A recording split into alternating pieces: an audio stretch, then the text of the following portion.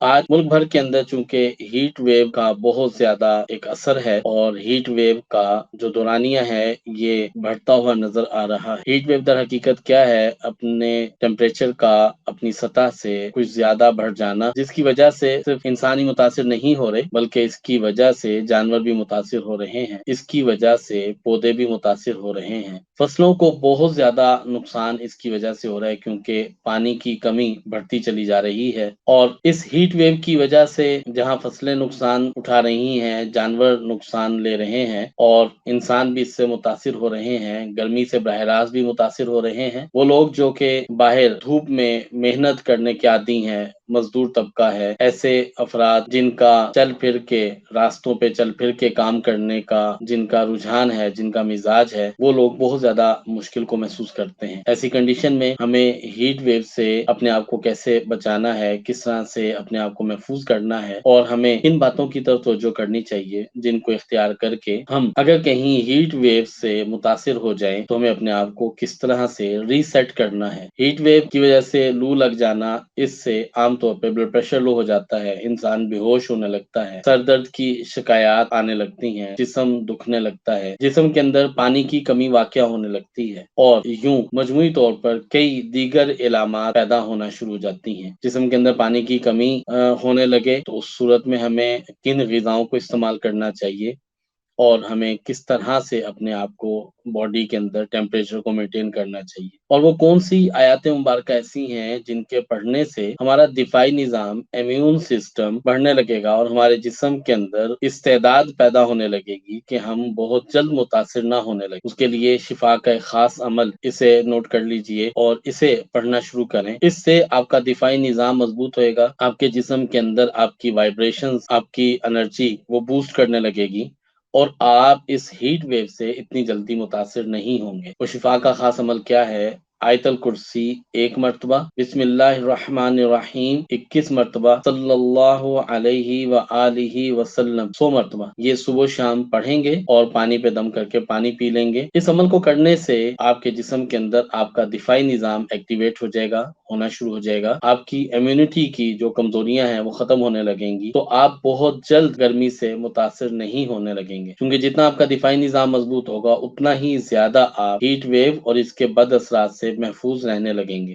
اس کے علاوہ سورہ فاتحہ، آیت الکرسی ہر نماز کے بعد 3 مرتبہ تلاوت کر لی جائے تو یہ بھی آپ کو ان چیزوں سے محفوظ رکھ سکتی ہے، اور سورہ فاتحہ، آیت الکرسی کی تلاوت کرنے سے بھی آپ کی امیونٹی انہانس ہوتی ہے۔ ہم نے الحمدللہ پچھلے 22 سالوں سے ان چیزوں کے اوپر ہم کام کر رہے ہیں اور کئی تجربات سامنے آ چکے ہیں۔ اگر آپ ان کے اثرات کو براہ راست دیکھنا چاہتے ہیں تو وہ پیشنٹ جو اس موسم کے اندر گرمی کی شدت کی وجہ سے، پانی کی کمی کی وجہ سے، جن کا ALT ریز کر جاتا ہے، جن کا ALT اپ ہو جاتا ہے، تو ان کے جسم کے اندر حدت پہلے سے زیادہ بڑھ جاتی ہے، تو سورہ بینہ 1 مرتبہ تلاوت کریں اور دم کر کے پانی پی لیں تو وہ امیڈیٹلی ایک ہی نشست کے اندر دوبارہ اپنا ٹیسٹ کروا کے چیک کر سکتے ہیں۔ ان کے ALT کی ریڈنگز کے اندر انہیں یقیناً بہت واضح فرق محسوس ہوگا، اور ایک ہی نشست میں سورہ بینہ پڑھنے سے ALT ڈاؤن ہو جاتا ہے۔ تو اس ویدر کے اندر جو چیزیں زیادہ دیکھنے میں آ رہی ہیں وہ پانی کی کمی ہو جاتی ہے، پانی کی کمی ہو جانے کی وجہ سے بلڈ پریشر ہائی رہنے لگتا ہے،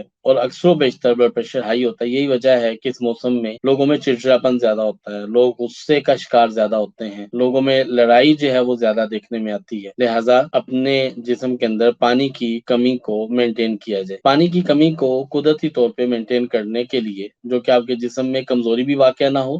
آپ کے جسم کے نمکیات بھی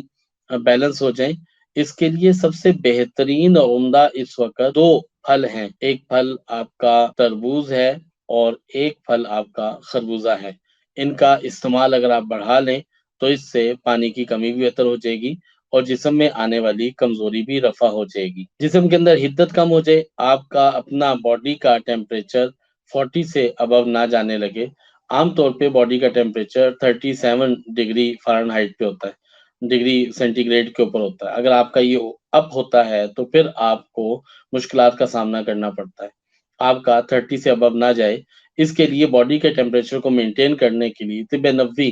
صلی اللہ علیہ وآلہ وسلم سے آپ کو 3 خوراکیں ایسی ملتی ہیں جن کو اگر آپ استعمال میں لے کر آئیں تو آپ کی باڈی کا ٹیمپریچر مینٹین رہنا شروع ہو جائے گا۔ اس میں سب سے پہلی چیز ہے کاسنی۔ کاسنی کے بیج آپ کو کسی بھی پنسار سے بڑی آسانی سے میسر ہو سکتے ہیں۔ آپ 1 ٹیبل اسپون کاسنی کے بیج 1 لیٹر یا 1.5 لیٹر پانی کے اندر ابال لیں، حتیٰ کہ بس اس کو 1 یا 2 ابال آ جائیں۔ اس پانی کو ٹھنڈا کر لیجئے اور یہ پانی آپ دن بھر میں استعمال کیجئے، تو اس سے آپ کی باڈی کے اندر آپ کے لیور کے انزائمز بہترین بیلنس ہونا شروع ہو جائیں گے، اور آپ کے خون کے اندر کی جو حدت ہے وہ اس سے ٹھیک ہو جائے گی۔ جن لوگوں کے ہاتھ پاؤں جلتے ہیں اور ہاتھ پیروں سے تپش نکلتی رہتی ہے، یہ بھی اس سے بہت بہتر ہو جائے گا، اور اس کی وجہ سے آپ کی باڈی کے اندر بلڈ سرکولیشن بہت اچھی مینٹین ہو جائے گی۔ ہیٹ ویو کی وجہ سے در حقیقت ہوتا ہے کہ آپ کا بلڈ پریشر بھی ڈاؤن رہنے لگتا ہے۔ وہ جن اعضاء کو خون پہنچنا چاہیے، خون نہیں پہنچ پاتا، تو اس سے مسائل پیدا ہوتے ہیں۔ جب آپ کا بلڈ پریشر بہت حد تک ڈاؤن ہو جائے یا ڈاؤن رہنے لگے تو ہارٹ اٹیک کے خدشات بڑھ جاتے ہیں۔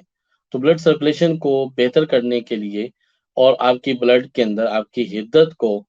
مینٹین کرنے کے لیے اگر آپ کاسنی کے بیج استعمال کرتے ہیں تو اس سے آپ کو انشاءاللہ العزیز بہت زیادہ فائدہ ہوگا۔ اسی طرح دوسری چیز یہ بھی طب نبوی صلی اللہ علیہ وسلم سے ہے، اور وہ ہے تخم ریحان۔ تخم ریحان یہ باسل سیڈ کی طرح کے باریک دانے ہیں، جیسے باسل سیڈ ہوتے ہیں، لیکن اس میں تھوڑا سا فرق ہے۔ گو کہ یہ ایک ہی اسپیشیز کے گروپ سے تعلق رکھتے ہیں، ان کا ایک ہی نسل کے ساتھ تعلق ہے، لیکن تخم ریحان یہ وہی تخم ریحان ہے جس کا تذکرہ آپ کو قرآن مجید میں اور آپ کو سورہ واقعہ کے اندر، سورہ رحمان میں، سورہ واقعہ میں ملتا ہے۔ تخم ریحان اگر آپ ہر کھانا کھانے سے پہلے 1 ٹیبل سپون 1 گلاس پانی کے ساتھ نگل لیں تو اس سے آپ کی باڈی کے اندر اس موسم کو برداشت کرنے کی استعداد پیدا ہو جائے گی، اور اس سے آپ اس موسم سے جلدی متاثر نہیں ہوں گے۔ یہ گرمی آپ کو اس قدر متاثر نہیں کرے گی، لہٰذا اس کے لیے اگر آپ کھانے کے اندر خربوزہ اور تربوز شامل کرتے ہیں،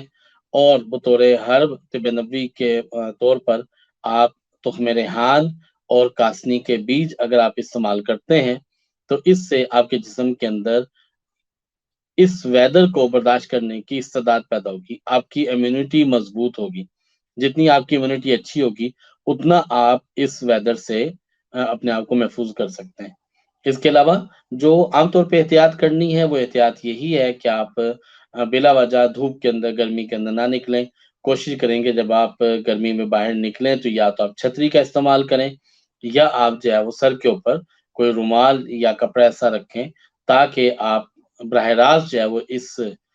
گرمی کی اور سورج کی شعاؤں سے، روشنی سے براہ راست متاثر نہ ہونے لگیں۔ وہ لوگ جو کہ مائیگرین کا شکار ہیں وہ دن میں دھوپ میں نکلنے سے احتیاط کریں، اور اگر انہیں نکلنا پڑتا ہے اور انہیں جو ہے باہر دیگر امور سے انجام جانا پڑتا ہے تو کوشش کریں اپنے ساتھ پانی اپنے ساتھ ہمراہ لے جائیں۔ بلکہ بہت عمدہ بات یہ ہوگی کہ جب ہم نکلیں تو اپنے ساتھ پانی کی 1 بوتل کی بجائے 2 بوتلز لے کر جائیں۔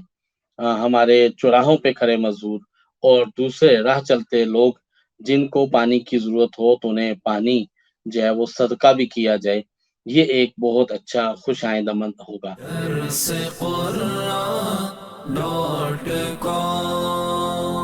www.darsequran.com